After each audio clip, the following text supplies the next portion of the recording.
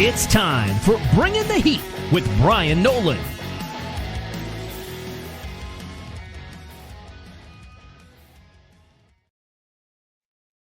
What's up, everyone? Welcome to this episode of Bringing the Heat with Bryan Nolen. Bryan Nolen not here this week. I'm filling in for him. Trey, Lyle filling in for you this week. Got a great guest heading into the Inferno. NASCAR Craftsman Truck Series star Jake Garcia hops in. Steven Stumpf had a conversation with him a few weeks ago, and we checked that conversation out now as Jake Garcia heads into the Inferno. Now it's time for Jake Garcia, the 20-year-old from Monroe, Georgia. First career pole. To go into the Inferno with Bryan. Steven Stumpf, front stretch here with Jake Garcia at Michigan. Jake, you're currently 8th in points, but the big story for you this season has been your results this year compared to last year. You had 2 top 10s, you've tripled that, and we still have more than half the season to go. What do you make the most out of, the turnaround that you and this 13 team have had so far this year? Yeah, I think just we've gotten a little bit better all around. It's kind of like a fresh start for us. We had a lot of things changing throughout the year, last year, and now I feel like our guys have been together for a while, and have done a good job on the truck. So biggest thing is just showing up to the racetrack with fast race cars, and having guys that work well together, and we've made good adjustments, and I've given good feedback and all that to get our trucks a little better even after practice. So I think that's all the difference this year, and I'm really proud of our group. We've had a solid year, but still got a long ways to go in the regular season. So we need to continue to have good runs and get good stage points and run up front, and then hopefully we'll make the playoffs. Hopefully he's working hard up there. Hopefully we can get a stage win or two and a race win or two to close out the regular season and get some playoff points. That always helps you get to that first round. This is also your first season with crew chief Jared Prince. Did I pronounce that right? Or is it Jared Prince? It is spelled weird. So Okay. People call him J-Rod. Okay. Jared, your first season with Jared Prince. What has clicked with you and him in terms of just chemistry and working together this season? I think he's really easy to work with, and always in a good mood. I feel like doesn't get too wound up or too frustrated or whatever, which is kind of the way I am as well. So I think we work well together in that sense. He's been with his engineer before last year, and so that they've got some time working together. And he's also been with ThorSport, so we kind of were able to hit the ground running with all our guys, knowing each other and knowing how to work with each other well. So I think that was a big deal, and Jared's been great so far, and I'm looking forward to the rest of the year with him. Also, in addition, this year you've only had 2 finishes outside the top 12. Do you feel like your driving style has kind of changed in terms of getting those consistent results and avoiding trouble, or is it a matter of luck, or is it a combination of both?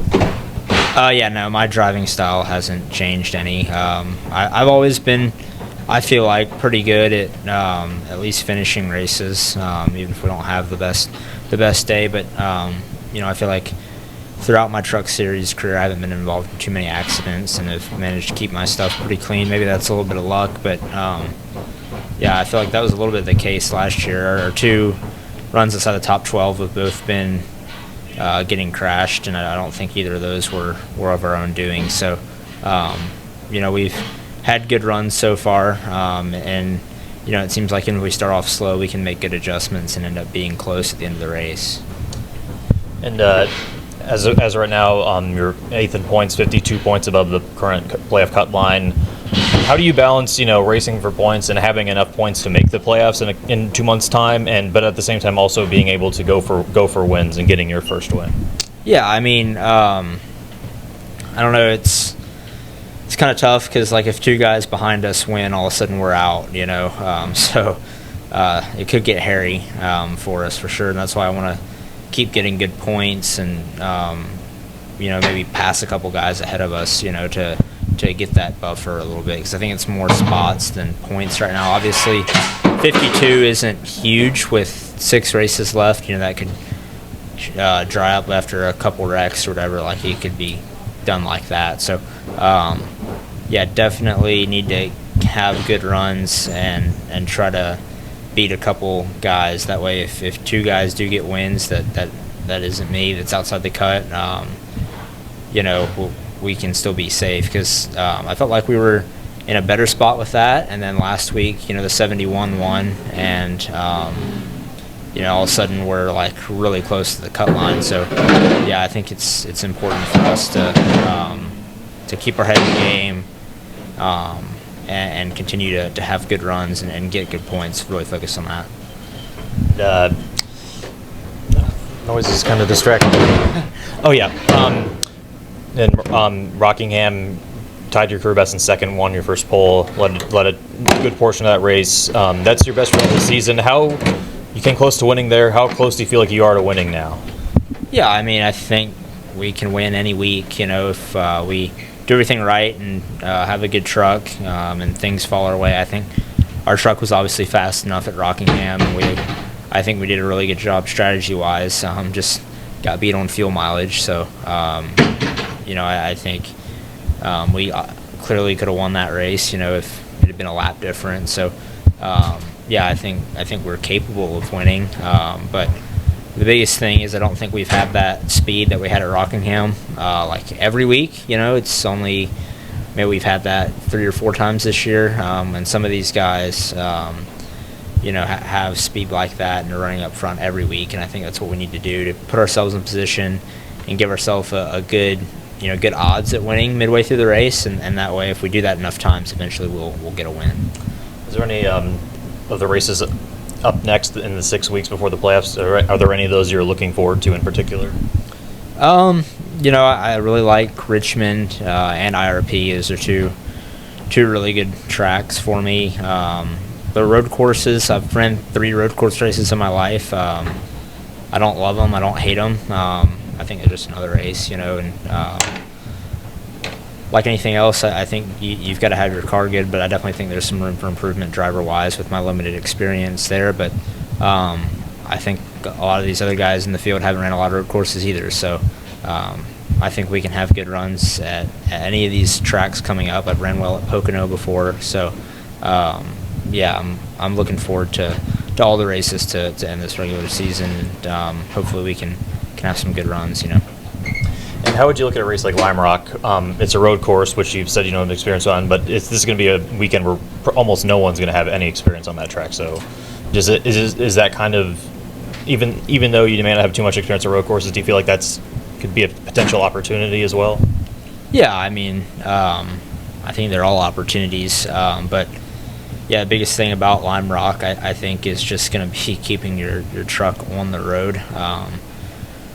I was up there and looked at the place, and it's like the runoff is almost nothing, until you get to the wall, and it's pretty high speed, it seems like. So, I think if you dip a tire in some of those sections, and I think you're probably going to hit the wall, and that could be really detrimental. So, I think staying on the racetrack will be a big part of it, and then obviously you just got to have the speed and the raw lap time to run up front and compete for the win. And then looking at ThorSport as a whole this year, how closely, you guys have 4 trucks, sometimes 5 each weekend. How closely do the teams work together, and what drivers would you say you're closest to, just in terms of kind of just discussing, communicating in that regard? Yeah, I mean, I think we, on the driver's side, work together really well. I think I work together with pretty much all of them about evenly. I mean, I don't think I really favor one of them or the other to talk to. I think, we all, even Luke, we all talk together and come up with new ideas and whatever. And I think we all work well together. So, we spend a lot of time with each other when we're in Sandusky. Because none of us live there, so we're all staying at the same hotel and at the shop together, and kind of have the same same day. So we actually do spend a lot of time together compared to what you would think with us all living out of town. So yeah, I think we all work well together, and we've got I think a really solid group of drivers here at ThorSport. And then the last question I have is, your teammates also have a combined 6 championships in this series. So how important is that experience, not only for them, but for you in terms of making this push to make the playoffs and then going for the championship once the playoffs begin? Yeah, I mean, I think it's really important. Obviously, once we get in the playoffs, I think lean on those guys for some advice on how to advance and just things that they thought were important with the way the format is, I think will be, obviously crucial information. And yeah, they've got a lot of experience. For example, here at Michigan, I have all of them had ran a truck race here before. All 3 past champions had run a truck race here before, and I asked each of them for a little bit of advice, and they all had something different that stood out to them when they were here, and it's really helpful to have some of that when you go to a place like this that some other guys might not have. All right, that's all I had. Thank you for your time. Yeah. Thanks so much to Jake, ThorSport, as well as Steven for that conversation. Hope you guys enjoyed it. But now it's time to get updated on the latest news and notes with What's Still Hot. What's still hot? It's time to upgrade you on the latest news in NASCAR.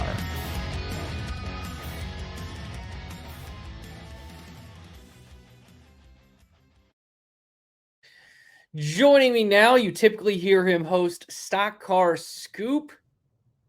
When he's not on vacation or working or having, we have a night race where he has to work in the morning, so he can't host Stock Car Scoop then, but he's back on the podcast network. Caleb Barnes at Caleb Barnes _. Caleb, hope you're doing well. Let's dive into the 2 biggest headlines of this week, starting with ThorSport, not ThorSport. That's who had the Jake Garcia conversation, but starting with Spire Motorsports. Last night they announced they are going to fine Carson Hostfar $50,000, which that money will go to 3 Mexican charities in the Mexican community because of his comments that he made on an iRacing where he called Mexico City essentially a blank hole. And he will also have to take mandatory cultural sensitive training. Since then, Carson Hostfar put out a lengthy statement that I will not read because it is very, very, very, very long, and I don't want to read it there. But he did apologize for those actions. Ultimately, do you think the punishment fit the crime, or do you think that Spire Motorsports maybe overstepped their bounds here? Yeah, Trey, thanks for having me this week on Bringing the Heat. And it's such a tricky topic to navigate, right? But I actually just read a little bit earlier today, our own Tom Bowles, the boss man, put out a really great article about it that I thought navigated the subject very well. Just again, trying to choose my words carefully and everything. It's a thing where it definitely had to be addressed. Absolutely, at some point. I know it was his own personal comments on his own personal thing, but some of the language just a little bit vulgar, a little bit too far. But then at the same time, I mean, you did hear people kind of share some of their experiences, and again, Tom's article put it very well about Carson had his own experiences with the travel issues, and there were some of the things in there that sort of like you understood where he was coming from, but then at the same time, it's one of those things where just young drivers, young people kind of getting themselves in trouble and just not thinking before they say a lot of things. And I know there's been a lot of talk on it back and forth about like, oh, well, it's Carson. It was his own Twitch stream. Like he shouldn't have been penalized for anything that he said there. But at the same time, whenever you work for an employer, especially when you're in a place of a Carson Hocevar and you represent so many people, like he's at this point with all the news and everything that he's been in so far this season in the last couple of years, like Carson Hocevar is one of the main, if not the main face over at Spire Motorsports right now. And so that represents a lot of people. And that's where like Spire Motorsports as an employer has it within their rights to say like, hey, we have people that we represent and we have people that like we have to stand up for in this moment. So I think sensitivity training was a must. And I mean, I think again it was important for them to address it, but man, $50,000 is a pretty big price tag for the comments and for something that again you look at it kind of sharing his experience. I know people can go to anywhere that they'd like. I saw some people trying to use the same language and say like, oh well, places like Darlington or Sparta, Kentucky are more of a whole uh, than any other places. But you know what? Like I've been to those cities as well. They're not that bad, but also, I mean, the places in Mexico City looked incredible. It was great to see sort of the media thing, like some of the media members going around and getting to explore before and even a little bit after the race this weekend. And overall, I know I saw Carson before that penalty even came out. Like he posted that one thing of like, I'm just a kid from Michigan who's never been out of the country before. And that's what I thought before I went. And he had that whole long explanation. I don't know if he posted that from the bottom of his heart or if that was one of those like before anything else came out where one of his PR people were like, hey, you better like get ahead of this. But I thought that was another aspect that was kind of interesting of like, it seemed like Carson already had a change of heart of his own before like anything happened. But again, like I said, I thought Tom's article put it really well, but this is also just another one of those examples of Carson Hocevar being a young guy who a lot of times doesn't think before he acts, whether it's on the racetrack with the shenanigans stuff that have gone on there that have gotten him in trouble, or if it's been off the racetrack with some of his comments. And at this point, that's another thing where there's just been so many incidents that could just be another reason why Spire Motorsports is like, hey man, like we've got to let this kid know like these things cannot keep happening, whether it's on the track or it's comments that keep happening off the racetrack. Yeah, I think it's just a 22-year-old who said something dumb, which in any context is just normal for a 22-year-old. Caleb, you're around that age now. I was 22 and I said dumb things when I was 22. And unfortunately for him, he has a bigger platform at 22 than I did. And I don't know if the punishment fit the crime necessarily, like the $50,000 in particular. Maybe he needed the sensitivity training. Like that's always something that I always laugh at. It's like most people who've taken, quote unquote work trainings in their life can kind of, I don't want to say half-ass it, but they can half-ass it. So I mean, so it's always just like a, okay, whatever kind of thing with me. So but I do think at the end of the day, like $50,000 is a little too much, but it's also right that they're a private employer. They can do whatever they want. You can't be too critical of it, but I do think punishment didn't fit the crime. Speaking of punishments that I guess do fit the crime, but interesting outcomes. Marty Lindley is actually suspended after 2 loose lug nuts in Nashville. So Junior Motorsports for a crew chief for Connor Zilich is looking at someone, and they've decided to tab on their Ralph Dale Earnhardt Jr. Is on the roster list. Now that name sounds familiar. Caleb, Dale Earnhardt Jr. is going to be the crew chief for Connor Zilich this weekend at Pocono. Pretty cool. Interesting.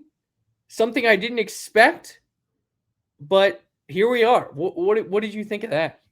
Oh, that's by far my favorite news that's come out of this week. Might be my favorite news from this entire month right now.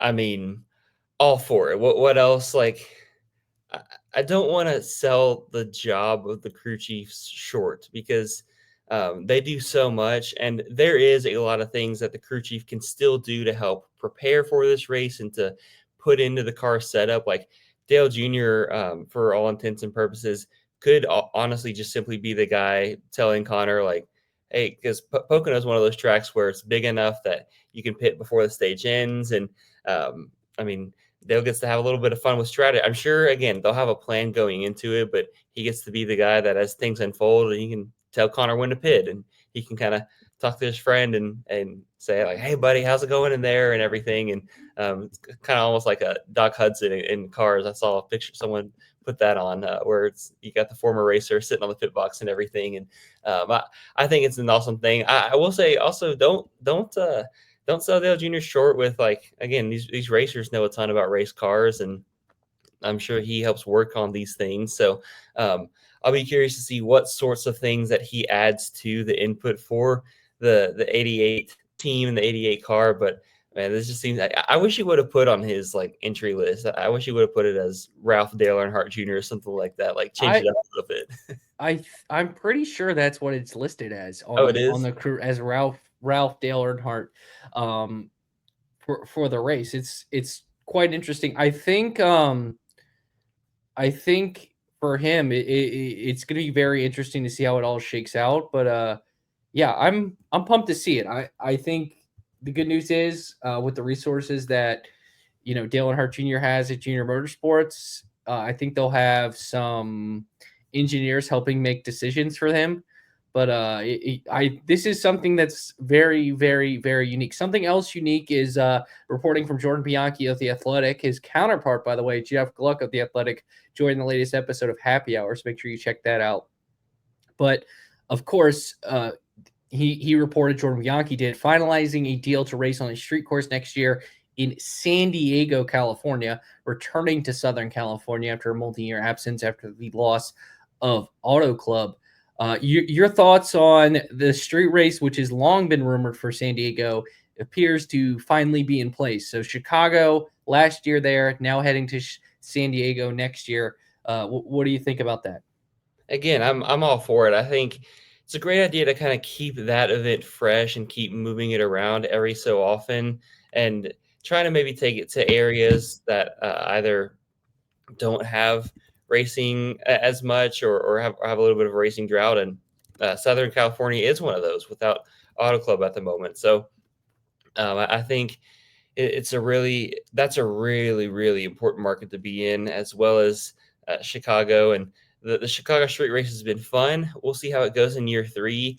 I think what's kind of helped keep it fresh is each of the years there's been some of the drama with the rain as well. I think that always spices up road course races, and even though I guess technically it's a street course, but I mean, San Diego, I'm excited to see what like the track layout will look like, where they'll race that, because Chicago's been such a scenic event with like seeing the skyscrapers in the background anywhere you look. And I'll be curious to see what they're able to get out there in San Diego, like if they'll be closer to a beach and you'll have that sort of view, or if there will be more city skyscrapers in the background. And then I mean, I hope this sort of street race concept continues to sort of move locations, and they continue to look at different cities where they can take this and kind of keep it fresh, but also like bring it to different parts of the company, or not the company, the country. Our country is a massive company, I guess, sometimes, but we can bring it to different parts of the country and see how things go. And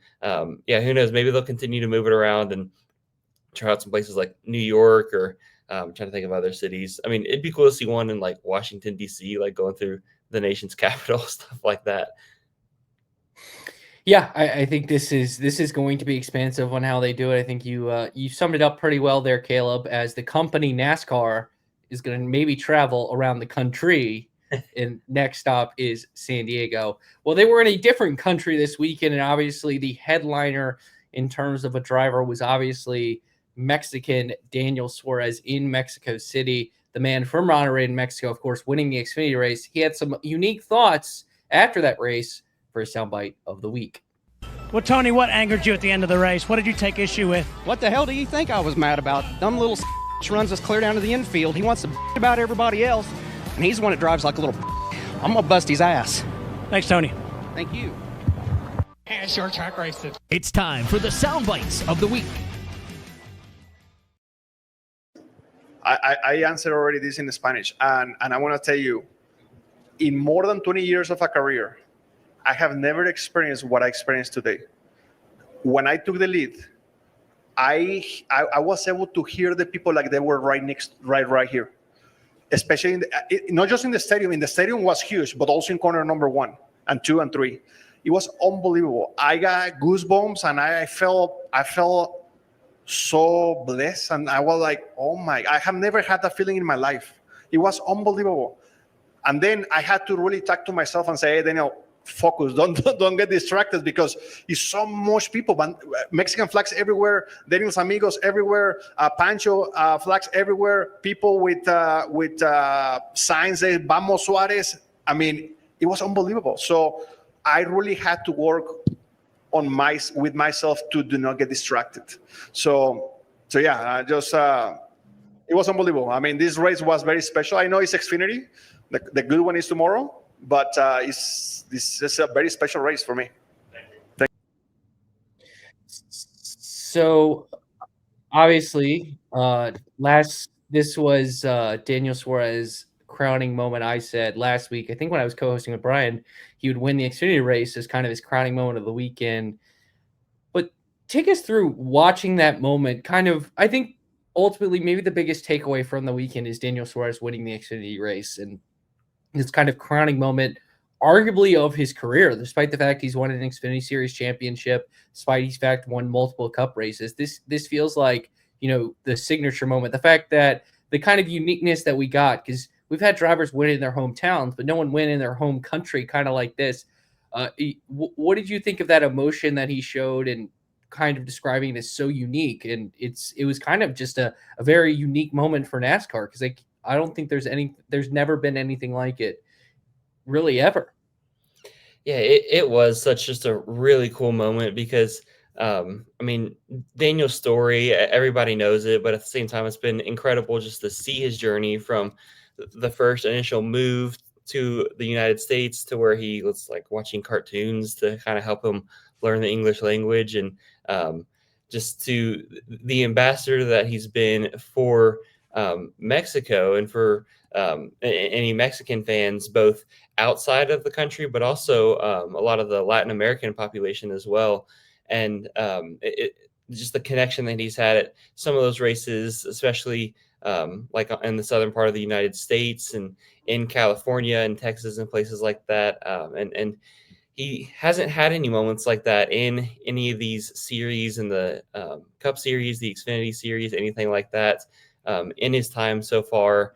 But for him to actually be able to take something and have something like that, not just like in a like home adjacent track, I guess, but like actually a racetrack in Mexico, with so many people wanting to see him do well and wanting to cheer him on. I mean, it was such a storybook moment. And I know people, anytime you have a story written that perfectly, people are like doubting it and whatever. But I mean, if you didn't watch that race and you're saying that it's rigged or whatever, like I need you to go back and watch that race, because it clearly was, it was insane just how organically like the doors opened, and just as the race was going on, like the team used their strategy. Because I guess I didn't realize I had some things happen on Saturday. I didn't realize he crashed in qualifying. And so I was like really disappointed to see that Quaker State car had all the green taken off of it. It was just the black car with the logo on it, because it was a really good looking car. But to see, like, I think it was the start of stage 2, the strategy that the team used, like, and then he makes a big move, and all of a sudden Daniel's top 5, and you're like, oh wow, like he's right there. It'll be interesting to see if he can keep himself up there. And then there are moments when he was up there competing for the lead, would have a great restart, and then just as you have your aggressive Ty Gibbs and an aggressive Connor Zilisch, who made that mistake on the restart and took each other out, like just opened the floodgates. And just watching the battle come down, and like you knew there was still going to be some sort of a caution late, but like watching Taylor Gray there at the end, I thought, I was really worried he was going to pull a Sammy Smith in Martinsville, but like flipped around and just go in there and wreck Daniel. And he almost did on the last sharp corner coming out of the stadium section. And once he finally missed that, it was, again, like, not that we're necessarily rooting for anybody, but you see that, you kind of breathe a sigh of relief, and you just know that the celebration that's about to come. And on the one hand, I was kind of shocked we didn't hear a ton of radio stuff at first, but then like once he got to the stadium section and was doing all those burnouts and got out and started talking to the crowd in Spanish, and you could hear the crowd, like just such a unique moment that, it's gonna, like you said, it's gonna live forever for Daniel Suarez, for his fans. But I think it's a great moment that NASCAR fans can look back on as well, because the other Mexico races, like, you didn't quite have that amount of hype for any of the drivers in the field, and just to see that for Daniel Suarez was such a cool thing on Saturday. Well, Caleb, stay right there. It's time to wrap this podcast up with the checkered flag. It's going to be a drag race all the way back to the start-finish line. No caution. They're side by side, right to the line. Big crash. Here they come. Checkered flag. The checkered flag is out, and it's time for the final thoughts. Any final thoughts? Checkered flag is out. Caleb Barnes, the floor is yours. What do you want to talk about?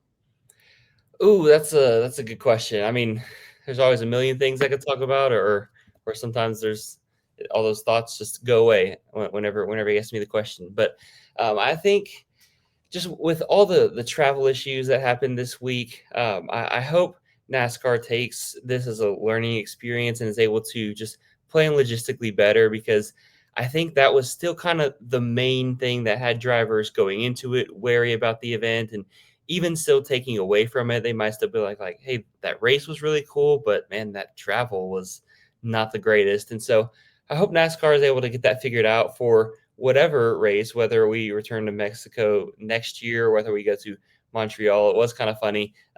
You all noted on the Happy Hour podcast with Ryan Ellis that we had a couple races up north and then went to Mexico, and it was like, maybe they were setting the schedule up for a race in Montreal, because we had Michigan and then Pocono, and right in between that, they went all the way down to Mexico. So maybe they were expecting a Montreal race and then had Mexico instead. And maybe next year they're able to put that race like a little bit closer to the spring, so they can have a race in Texas, whether it's at COTA or at Texas Motor Speedway, or maybe some other track like in the South or Midwest, so it's not such a long drive. But I mean, I think it's something really cool. Like, it opens up the door for potentially more international events, and I would love to see like NASCAR be able to take their Cup Series product internationally. But at the same time, we have so many great tracks here in the States, and so much history there. So I'm really split on like how much more should NASCAR branch out internationally. But I do think it's definitely a toe they need to keep kind of dipping their foot in that water and exploring more possibilities into the future. Just let's keep working on logistics and make that better for everybody. And maybe it'll just continue to grow, not just for other countries, but for the sport and people inside the sport as well, to appreciate the kind of the uniqueness of the NASCAR product and what they were able to take and bring to a new audience. So I'm going to go with some breaking news here, and it might be a long-term impact for NASCAR. So Shams Charania of ESPN is breaking news as we were recording that the Bus family is selling the majority stake of the Los Angeles Lakers to Mark Walter, CEO of TWG Global, for a record-setting, it's an evaluation, so we're just going to use that as the price, $10 billion. Now, why, Trey, are you bringing that up?